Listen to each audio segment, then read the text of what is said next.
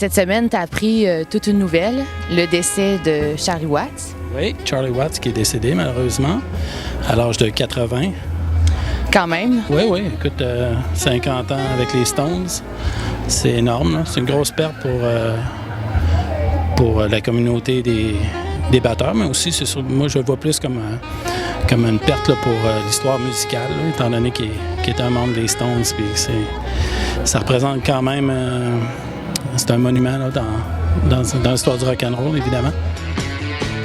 As-tu déjà vécu une histoire spéciale par rapport à lui? Oui, je me souviens de Charlie Watts. En fait, j'avais réussi à obtenir un autographe. Je pense qu'à l'époque, il logeait à Montréal je me souviens bien, c'était au Four Seasons ou bien c'était peut-être de Reine-Élisabeth, je me souviens plus. Je pense que c'était le Four Seasons. Okay. Puis on avait attendu, j'avais attendu qu'ils sortent, les Stones sortent de l'hôtel. Puis j'avais une batterie Gretsch à l'époque. J'en ai eu quelques-unes, puis j'en avais un qui était pareil comme le kit, ou presque, qu'il utilisait. Fait que là, je savais que je mettais les chances de mon bord si j'emmenais un des tambours. Oui. Puis je l'ai sorti du case, puis quand Charlie Watts est sorti dans sa limousine, je l'ai vraiment montré. Puis là, il a tapé sur l'épaule de son chauffeur, puis il a fait signe d'arrêter, puis il m'a fait signe de m'approcher. Puis... Comment tu te sentais à ce moment-là?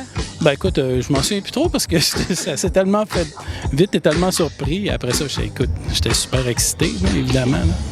Puis, mais une autre belle affaire que j'ai vécue, c'est que j'ai rencontré son bras droit, son technicien de drum, la dernière fois qu'ils sont venus jouer à Québec, au Festival d'été de Québec. Puis quelques jours avant, j'avais été voir un spectacle avec mon ami Louis Benavance. Puis on était comme un petit spot là, de VIP. J'avais rencontré quelques musiciens, là, des techniciens. Puis lui, il était là. Puis j'ai parlé, il s'appelle Don. Puis j'ai parlé avec peut-être 2 heures. Puis après ça, on était prendre une bière, manger. Puis écoute, ça a pris 1 heure avant qu'ils me disent seulement qu'ils travaillaient avec les Stones. On parlait de musique, tout ça. Puis écoute, à la fin de la soirée, il me dit « Appelle-moi jeudi, puis tu viendras au soundcheck. » Fait qu'écoute, je suis allé au soundcheck, puis on était 3, là. Puis les Stones sont arrivés, puis j'ai passé l'après-midi là, 2 heures, genre l'après-midi, à les regarder, faire le soundcheck, c'était super. Il m'a emmené sur le stage. Je me suis assis sur la batterie de Charlie Watts, ouais. Mais j'avais pas le droit de toucher à rien, évidemment. Tu pouvais pas dire « je vais jouer » quand même, là. Je l'aurais pas fait, là. Ça aurait été un manque de respect, là. Oui. Mais ce que je me souviens, c'est qu'il y avait sa batterie Gretsch, mais il y avait aussi un étui à baguette, okay, que Keith Moon, qui était le batteur des Who, qui est décédé en 78, lui avait offert. Puis il l'a encore, puis il la traîne en tournée. C'est comme, ça a l'air un petit peu artisanal, là, un peu hippie comme film. C'est en gros cuir brun, là, c'est fait à la main. Là. Puis il y a peut-être une trentaine de baguettes là-dedans, mais ça, c'est Keith Moon qui a donné, puis il y a encore ça. T'sais.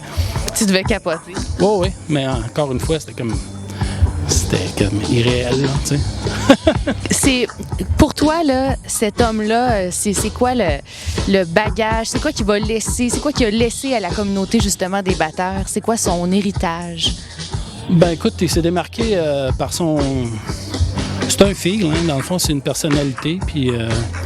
C'était pas un technicien, là, c'était pas des mathématiques, mais c'était un super feel, puis il a fait je pense à l'album Some Girls, c'était vraiment tout son playing était écœurant, mais lui il était comme au service en fait de la tune, c'était pas quelqu'un qui faisait des passes, tout ça. I think whenever I play is to make it a dance sound, like rock and roll, because it's dance music.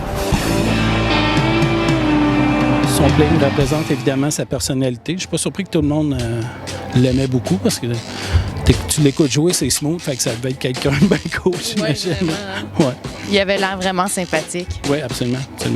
Bien, merci beaucoup pour ce beau moment, puis tu vas pouvoir perdurer la tradition des Stones avec l'hommage Heart of Stones. Oui, bien, c'est sûr, on a des shows qui s'en viennent, là, fait que on va les annoncer éventuellement.